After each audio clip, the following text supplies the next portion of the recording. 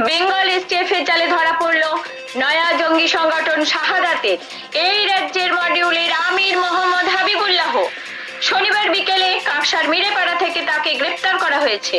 মানকর কলেজের computer science বিভাগের দ্বিতীয় বর্ষের ছাত্র সে।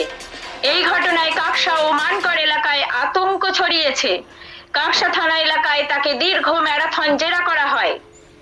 কাকসা থেকে নিজস্ব প্রতিনিধি রিপোর্ট, সুখবর টিভি। এখনো কিছু না কেন প্রসেসিং এ আছে।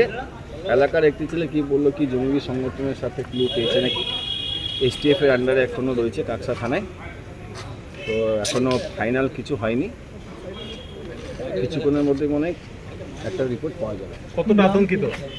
আতঙ্কিতর কিছু নেই, বাংলার প্রশাসন যথেষ্ট সক্রিয় এবং যথেষ্ট দায়িত্বশীল। ঘটনা যদি ঘটেও থাকে সেটা দুর্ভাগ্যজনক।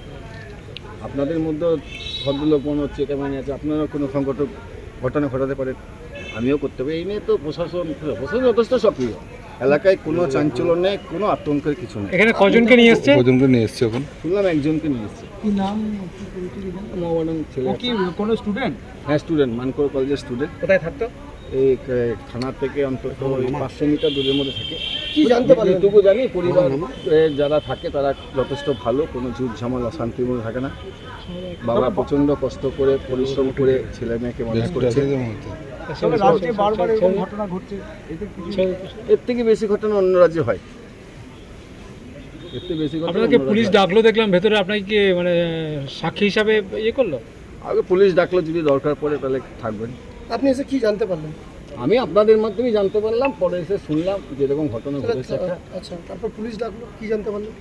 থানায় এসেছিলাম, প্রণাম করতে পুলিশ ডাকলো একবার, এসে ওদিকে কি এসটিএফ ধরেছে?